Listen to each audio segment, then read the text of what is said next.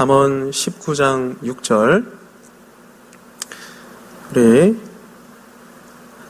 한 목소리로 봉독하시겠습니다. 잠언 19장 6절입니다. 너그러운 사람에게는 은혜를 구하는 자가 많고 선물 주기를 좋아하는 자에게는 사람마다 친구가 되느니라. 잠언 21장 20절도 함께 봉독하시겠습니다. 지혜 있는 자의 집에는 귀한 보배와 기름이 있으나 미련한 자는 이것을 다 삼켜버리느니라. 아멘. 지난번 우리가 함께 생각했던 하나님의 지혜는 공동체 지혜였습니다. 잠언의 공식을 기억하고 계십니까? 지혜를 지키라. 그러면 지혜가 너를 지킬 것이다. 따라서 공동체를 지키는 사람은 공동체로부터 보호받게 됩니다. 공동체를 지키면 그 공동체로부터 다양한 유익을 얻게 되는 것이죠. 이런 의미에서 이 수요일 밤에 수요 저녁 예배 정말 잘 나오셨습니다. 수요 예배를 통해 말씀과 기도로 임재하시는 거룩하신 하나님의 임재의 은혜를 받을 뿐 아니라 이 예배와 모임을 통해 저와 여러분은 경건한 공동체의 지혜를 지키게 되고 경건한 공동체를 통해 유익을 얻게 되기 때문입니다.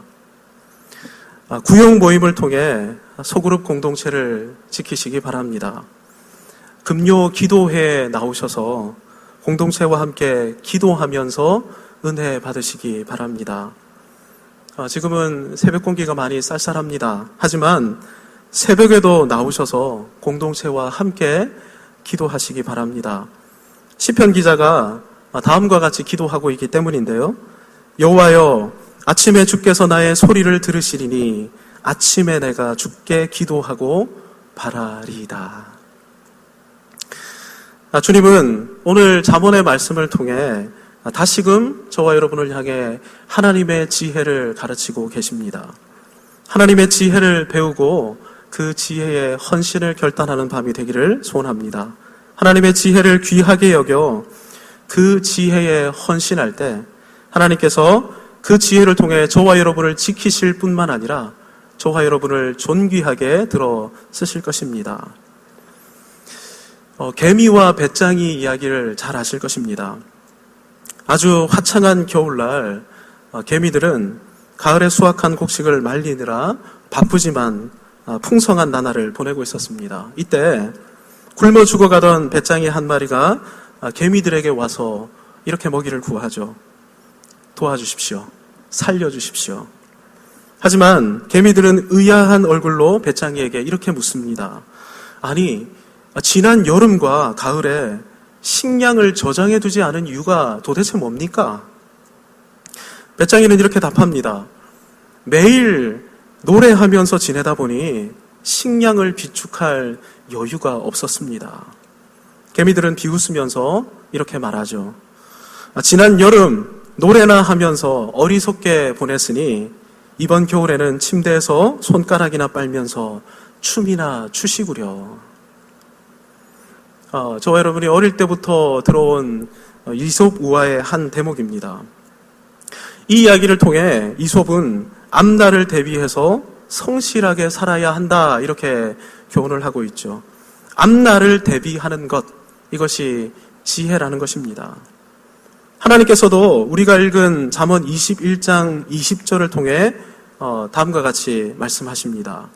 지혜 있는 자의 집에는 귀한 보배와 기름이 있으나 미련한 자는 이것을 다 삼켜버리느니라. 현대인의 성경은 좀 더 이해를 편리하게 번역을 했는데요. 제가 한번 읽어보겠습니다. 지혜로운 사람은 앞날을 위해서 저축하지만 미련한 사람은 닥치는 대로 다 써버린다. 잠언을 통해 하나님은 앞날을 대비해서 저축하는 것이 지혜다라고 명확하게 말씀하고 계십니다. 저축하는 것이 지혜입니다. 여러분, 그렇다면 무지는 무엇이겠습니까? 이 지혜의 반대편에 서는 것이죠. 지금 즐기면서 다 써버리는 것이 무지한 것입니다. 그렇다면 왜 지금 다 써버리겠습니까? 그러면 지금 당장은 쾌락을 누릴 수 있기 때문입니다.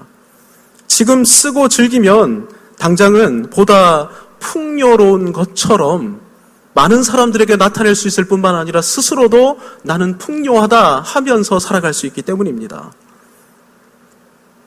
배짱이처럼 노래하고 춤추면서 지내는 것이죠. 하지만 조금씩 겨울은 다가오고 있습니다. 그리고 조만간 불현듯 겨울이 닥쳐오는 것이죠. 물론 지금 쓰고 즐기는 사람은 나 몰라라 하고 있습니다. 하지만 한 번이라도 생각만 해도 곧 겨울이 다가오고 지금 식량을 비축해 놓지 않으면 먹을 게 사라지고 그러면 극단적인 상황에 처하게 된다. 이렇게 예측할 수 있습니다. 그런데 이걸 하지 않는 것이죠. 그냥 알아서 되겠지 하면서 신경 끄고 있는 것입니다. 하나님의 주권을 믿는다라고 말하는 그리스도인들 중에 이런 태도를 가지고 사는 분들이 여러분 적지 않다는 사실을 아십니까? 하나님께서 다 알아서 해주시겠지 이렇게 생각하고 말하면서 살아가는 것입니다. 지금 전셋집에서 삽니다. 여러분 보통 전세 계약이 2년이지 않습니까? 전세 계약하고 조금만 살면 조만간 다시 재계약해야 되는 시기가 도래하게 됩니다. 여러분 이것이 마땅히 우리에게 닥칠 일이라면 지금부터 뭘 해야 되겠습니까? 전세 동향을 살펴봐야 하죠. 이게 뻔히 보이는 것이거든요. 전세 동향을 찾아봐서 답이 안 나온다 그러면 주인에게 한번 물어봐야 됩니다. 2년 있다가 재계약하면 대체 얼마나 올리실 겁니까? 그런데 지금 당장 월급 생겼다고 막 쓰는 것입니다. 하나님께서 알아서 해주실 줄 믿는다라고 말하면서 말입니다. 오늘 잠언의 가르침에 의하면 여러분 이게 믿음이 아니고 지혜가 아닙니다. 무책임이고 맹목이고 무지입니다. 저와 여러분에게 하나님께서 지혜를 알려주십니다. 지혜는 곧 다가올 미래를 예측해서 준비하고 대비하는 것이다 라고 말입니다. 여러분 그런 의미에서 죽음을 생각하고 죽음 이후의 심판을 예측하며 사는 것이 지혜입니다. 그냥 지혜가 아니라 최고의 지혜입니다. 인생이 생각보다 길지 않기 때문입니다. 아니 누가 낚싯배가 전복돼서 세상을 떠나게 될 거라 여러분 누가 상상이나 했겠습니까? 최고급 벤츠를 타면 적어도 내 안전은 담보될 것이라고 생각했는데 아니 누가 벤츠 안에서 심장마비에 걸려서 그것도 2차 사고로 유명을 달리하게 될 거라 여러분 누가 감히 상상이나 했겠습니까? 그런데 여러분 이렇게 되는 것이 인생 아니겠습니까? 절대 이런 날이 오지 않을 것 같은데 우리 모두가 조만간 경험해야 하는 아주 엄중한 사실입니다.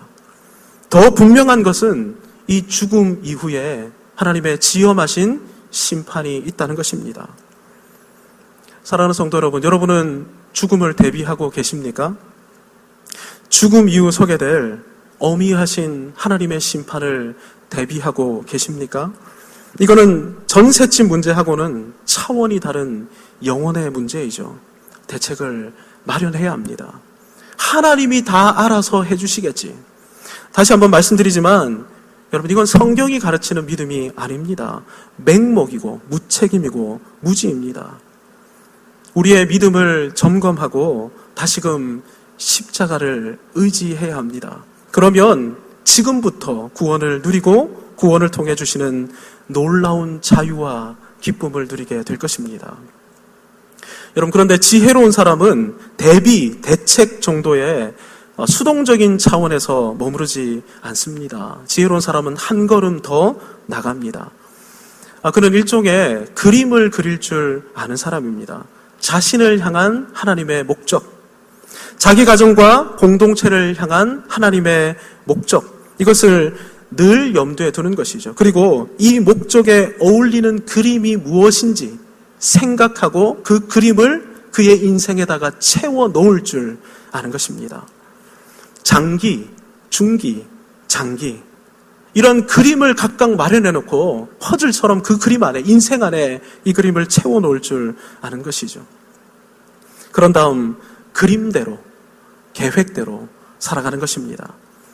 의도적으로 살아가는 것이죠. 그래서 지금 좀 넉넉하다고 누리고 써버리고 하지 않는 것입니다. 5년 후, 10년 후, 20년 후 이 그림이 명확하기 때문입니다. 여러분, 지혜는 자신과 가정 그리고 교회를 향한 하나님의 목적이 무엇인지를 분명히 아는 데서 나옵니다. 지혜는 이 목적을 이루기 위해 그림을 그리고 계획을 세우는 것입니다. 이런 사람은 한가하게 한량처럼 살지 않는 것이죠.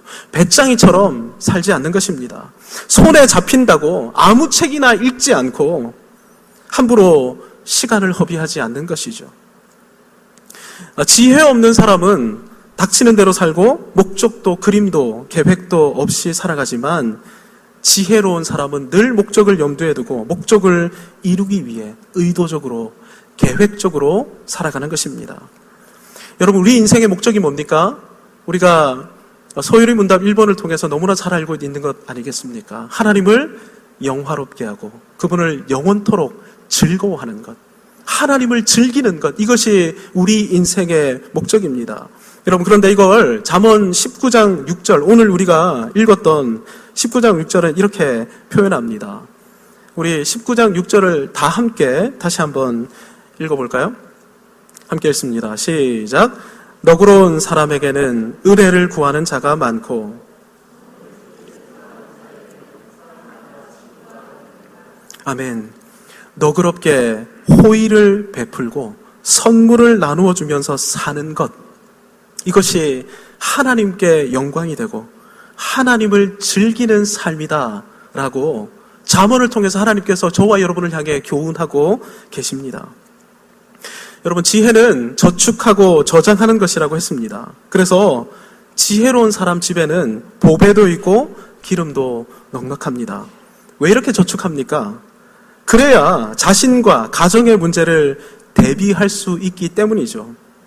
그런데 여기에 끝나지 않고 한 걸음 더 나아갈 필요가 있다는 것입니다. 왜 저축하고 저장하는가? 그래야 호의를 베풀고 선물을 나누어 주며 살아갈 수 있기 때문이라는 것입니다. 여러분, 이걸 위해, 은혜를 베풀기 위해, 사람들에게 선물을 베푸는 삶을 위해 지금부터 저축하고 저장하며 살아야 한다라는 것이죠. 여러분, 자, 개미와 배짱이 이야기로 다시 한번 돌아가 봅시다. 개미는 배짱이를 비웃으면서 면박을 줬고 심지어는 아무것도 주지 않고 내쫓아 버렸습니다. 여러분, 이게 세상 사람들이 생각하는 정의 내지 공의이죠. 뭐라고 말합니까? 저놈은 마땅히 당해야 돼. 당할 놈은 당해야 돼. 세상 사람들이 이렇게 생각합니다. 아니, 게으르고 무책임하게 살아왔으니 굶고 배고픈 것, 그건 너무나 당연해. 그러면서 배워야 돼. 그래서 세상 사람들은 이렇게 말합니다. 나중에 배짱이 꼴 나지 않으려면 개미처럼 열심히 일하고 성실하게 일해서 돈도 모으고 집도 한 채 구입해라. 그래야 무시당하지 않고 살 수 있고 노후에도 빌어먹지 않을 수 있다. 여러분, 이런 생각을 가지고 살아가니 세상 사람들이 가난한 사람을 아무렇지 않게 무시하는 것입니다. 임대 아파트 아이들이 자기 아파트 시설을 이용하지 못하도록 하는 것이죠. 심지어 자기 아파트를 관통하는 통학로로 임대 아파트 아이들이 지나다닌다고 아예 그 통로를 막아버리기까지 하는 것입니다. 여러분, 실제 부산 기장에 있는 한 고급 아파트에서 이렇게 통학로를 막아버렸습니다. 통학로가 폐쇄되면서 멀찍이 돌아가야 하니 등교하던 아이들이 어떻게 합니까? 그냥 위험을 무릅쓰고 높은 곳을 그냥 오르락 내리락 하면서 등교하는 것입니다. 고척동의 한 아파트 주민들은 미분양된 곳을 LH가 구입해서 저소득층에게 임대했을 때 이사 차량을, 이 저소득층이 이사하는 그 차량을 아예 앞에서부터 원천 봉쇄해버렸습니다. 저소득층이 같이 살면 집값이 떨어진다라는 이유로 말입니다. 여러분, 하지만 오늘 우리가 읽은 잠언은 전혀 다르게 말씀합니다. 재물이건 무엇이건 넉넉하게 마련해둬야 하는 이유는 너그럽게 베풀고 나누고 선물하기 위함이다 라고 말입니다. 여러분, 이 말씀에 동의하려면 소유의 출처가 어디인지부터 명확하게 정리해야 합니다. 내가 죽도록 일해서 번 내 돈이다. 이 사람의 소유의 출처는 자신이고 돈은 자기의 피와 땀과 같은 것이죠. 그러니 인색하게 살아가는 것이 너무나 당연한 것입니다. 하지만 하나님께서 건강 주시고, 하나님께서 지혜 주시고, 하나님께서 직장 주시고, 만남 주시고, 사업에 결실을 주신 결과가 지금 나에게 있는 것이다. 이 모든 것은 하나님께서 거저 주신 은혜의 결과이다. 이렇게 알고 믿는 사람은 누가 강요하지 않아도 은혜를 흘려보낼 줄 알게 됩니다. 11조도 하고 감사 헌금도 당연하게 할 뿐만 아니라 그에게 주신 나머지 것 가지고 어떻게든 은혜를 흘려보내는 삶에 헌신하게 되는 것입니다. 여러분, 베풀고 나누려면 청지기 정신이 필수인 것이죠. 하나님께서 주인이시고 나와 내 소유는 거룩하신 하나님의 것이다. 은혜롭고 자비로우신 그분의 것이다. 주인님이신 우리 하나님께서 원하시는 것이 오늘 말씀에 의하면 호의를 베풀고 선물을 나누어 주며 사는 것입니다. 창세기 41장에서 하나님은 애굽 왕 바로에게 꿈으로 미래를 보여주셨죠. 7마리 살찐 소가 나오는데 7마리 마른 소가 그 살찐 소를 잡아먹는 그런 꿈을 계시로 나타내 주신 것입니다. 요셉이 이 꿈을 해석해서 애굽의 전권을 가진 총리가 되는데요. 여러분, 우리가 잘 알듯이 이 꿈은 7년 대풍년이 오고 7년 대흉년이 오는데 흉년이 풍년의 모든 것을 다 잊어버리게 할 정도로 모든 것을 앗아가게 될 것이라는 하나님의 계시입니다. 여러분, 바로가 이 문제를 해결하기 위해 요셉을 총리로 세웠습니다. 총리가 되자마자 요셉이 한 일이 있습니다. 애굽 전역에 곡물 저장고를 만드는 것입니다. 그리고 곡물 저장고에다가 곡물을 채워놓는 일을 하기 시작하죠. 요셉이 한 일이 저장하고 저축한 일이었습니다. 여러분, 이걸로 저장하고 저축한 것으로 애굽의 모든 백성이 7년 대흉년을 견뎌냈습니다. 뿐만 아니라 무엇보다 이걸로 언약 백성인 이스라엘 공동체가 구원받고 계속해서 보존되었습니다. 여러분, 그런데 이것이 끝이 아닙니다. 근동 모든 나라가 애굽이 저장한 곡물의 은혜를 받아 누려서 그들의 삶을 여전히 지속하게 된 것입니다. 바로와 애굽 대신들이 여러분 이 사건을 보면서 인정하고 알게 되었을 것입니다. 이스라엘의 하나님 여호와가 얼마나 자비와 긍휼이 풍성하신 분인지 말입니다. 하나님은 자기 백성에게만 은혜 베푸시는 분이 아니었습니다. 하나님은 모든 자에게, 심지어 하나님을 멸시하고 무시하고 하나님과 아무런 상관없는 자처럼 보이는 사람들에게까지 호의와 선물을 베푸시는 은혜와 긍휼이 풍성하신 분이었습니다. 그래서 지금도 보십시오. 수많은 죄인들과 악인들도 이른 비와 늦은 비의 은혜를 누리고 한날의 삶을 우리와 함께 더불어 살아가고 있는 것입니다. 누구의 은혜입니까? 우리의 하나님의 은혜입니다. 하나님의 오랜 참으심 때문입니다. 이스라엘이 이 은혜로 구원받았고 저와 여러분 역시 이 은혜로 구원의 선물을 받았습니다. 여러분, 그래서 이것입니다. 우리가 이런 너그러운 은혜로 관대한 호의로 구원받았기에 하나님은 저와 여러분을 향해 오늘 말씀으로 교훈하고 계시는 것입니다. 저축하고 저장해야 한다는 것입니다. 그래야 우리같이 무지하고 교만한 사람, 배짱이처럼 불성실한 사람, 가난과 궁핍 가운데 목말라 하고 극단적인 선택까지 고려하고 있는 이런 사람들에게 은혜를 베풀라고 하시는 것입니다. 그들을 불쌍히 여기고 그들에게 긍휼을 베풀라 오늘 우리를 향해 말씀하고 계시는 것입니다. 여러분, 은혜와 선물을 베푸는 사역은 하나님께서 간절히 원하시는 하나님의 사역입니다. 이런 놀라운 사역에 저와 여러분을 세우시고 하나님의 마음을 즐길 수 있도록 지금 이 자리로 하나님의 백성으로 저와 여러분을 불러주셨습니다. 여러분, 이게 특별한 몇몇 사람들의 삶의 방식이 아닙니다. 모든 그리스도인이 살아야 하는 지혜로운 삶입니다. 은혜를 나누는 삶 말입니다. 은혜를 나누는 사람들이 모이면 여러분, 그 모임은 은혜로 충만한 모임이 됩니다. 여러분, 지혜로운 자들의 모임이 바로 이런 모임인 것입니다. 사랑하는 여러분, 주님의 지혜를 품으십시다. 다가올 미래를 준비하십시다. 그래서 성실하게 저장하고 저축하십시다. 귀하고 아름다운 것을 저장하고 저축해서 보배와 기름이 우리의 삶 가운데 충만하도록 하십시다. 하나님은 이것을 통해서 우리를 누리게 하실 것입니다. 뿐만 아니라 나를 통해 다른 이들이 하나님의 은혜로우심을 알게 하실 것입니다. 합당하지 못한 사람들도 나를 통해 호의와 선물을 누리게 하심으로 우리와 함께 은혜를 칭송하고 노래하는 이 모임에 가입하여 또 다른 하나님의 은혜를 이 세상 가운데 흘리는 그런 사역을 감당하게 되는 것입니다. 사랑하는 성도 여러분, 지금 여러분에게는 나누어 주실 것들이 있습니까? 값지고 귀중한 것이 여러분 안에 있습니까? 그리스도의 사랑이 여러분 안에 차고 넘치게 하십시오. 그리고 그 사랑에 실력을 더하십시오.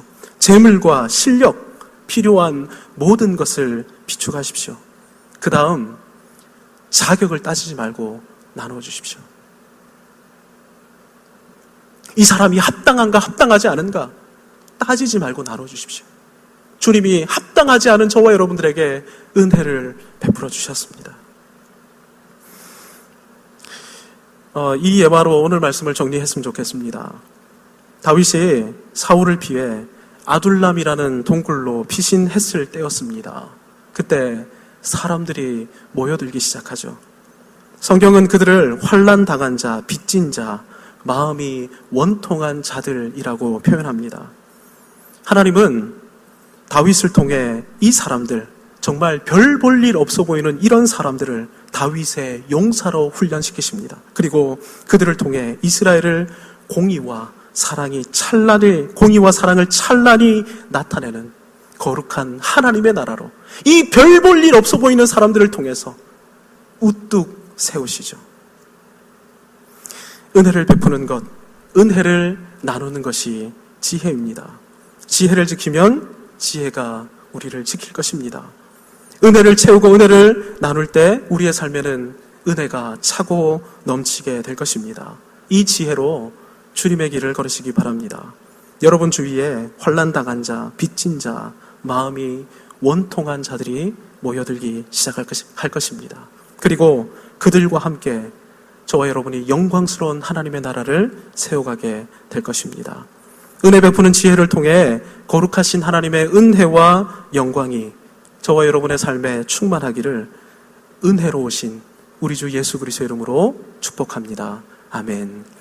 이 시간 우리 주신 말씀 기억하면서 함께 한 목소리로 기도했으면 좋겠습니다. 하나님 아버지, 미래를 대비하여 저장하며 저축하겠습니다.